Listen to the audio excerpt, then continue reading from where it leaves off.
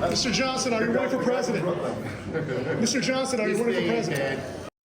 There you have it. Movie star Dwayne The Rock Johnson on Capitol Hill days after he said on a podcast that he was approached about running for president by the Democrat Party. This comes as new polls show President Biden's disapproval rating at an all-time high. We just got a peek at some of those. Let's bring in our panel. National Review senior writer Noah Rothman and co-host of The Five, Harold Ford Jr. Gentlemen, great to have both of you with us this morning. These polls, obviously, Noah, let me start with you. Very troublesome for the president. Joe Biden's brand is in the toilet, and it's not hard to see why. The economy is very dissatisfying for Americans who have to buy things. Prices are still persistently high. The international security environment is deteriorating. People are dissatisfied. They are anxious. Understandable. Joe Biden's bad brand does not, however, seem to be extending to the Democratic Party largely. Election results in 2022, off-year election results, midterm election results, Democrats seem to be outperforming Joe Biden's particulars.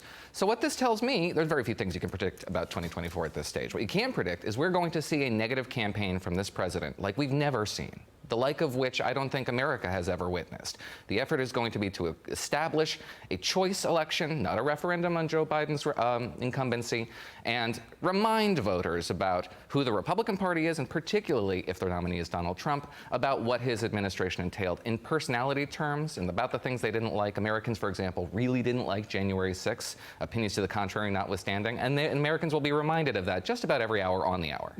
They spend a lot of money on social media, too, along the way. That's right. Put up number 4, guys. Our Fox News polling from yesterday shows this. Donald Trump gains over Biden since October of 2020. Harold up 21 in independents, 15 on black voters, 13 on Hispanics, 8 on suburban voters, and 4 points for men. Now, Donald Trump spent a lot of time in courtrooms since then. That's about the only thing that's changed for him in his life. First, thanks for having me. I think Noah's right. I think the campaign is shaping up to be not what I've done, what I'm going to do, but here's how bad the other guy is and how bad the other party is if you allow them to be in office, if you allow them to be elected. The last few days, we saw elections, obviously, in Kentucky and Virginia and Ohio, referendums.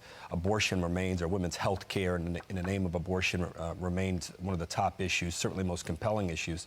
But the president should be concerned by these numbers. This is going to be an election where we know the candidates. Sometimes you can say, well, you may not know the candidates, and they may have to flesh out their ideas. America knows Donald Trump, and America knows Joe Biden. And for the president to be running where he's running with black voters and Hispanic voters, independent voters at this point, is troubling. Noah's point is exactly right. I hope I'm rooting for the president over the next few days, root for him all the time, but certainly in his pursuit of a new relationship with China. I hope he gets down to the border, and I hope that they figure out some ways to help cities across the country combat crime and make cities and communities, rural and urban alike, safer. Well, I would imagine that's what Trump, if he's the nominee, is going to make his whole campaign about. He's going to talk about the condition of the country, the way he sees it. And I don't know that you can run a campaign the same way 4 years later, which is essentially what you're saying, Noah, and you were agreeing, Harold, that it's just all against Trump.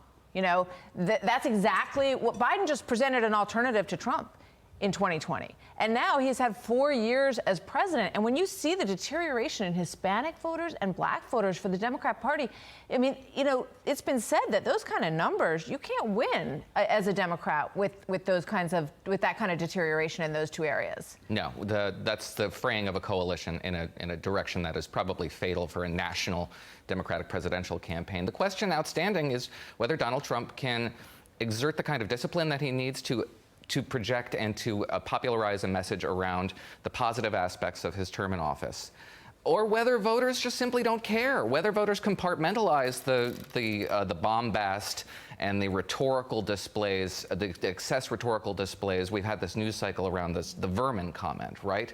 Which is ugly language. But do voters care?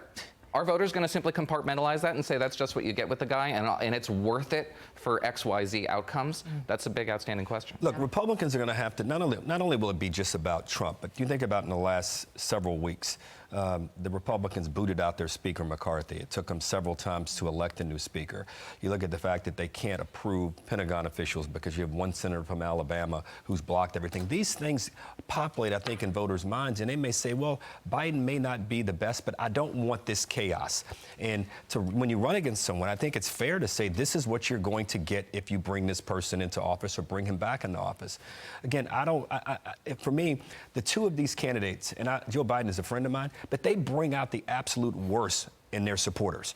And when you think about uniting the country, that's why Joe Manchin, his effort to try to go out and try to unite middle-of-the-road voters, I think is something that a lot of voters might find appealing as we go through this process. Tougher said than done, as you know. We got to figure out not only ways to get together, but just to cooperate to try to work through things and solve things. That's what the country wants more of. And whichever candidate, if it's the two of them, Biden or Trump, whichever one is able to say, I will do that better over the next 4 years, that'll be the candidate that has the advantage, I think, come next year. What about The Rock?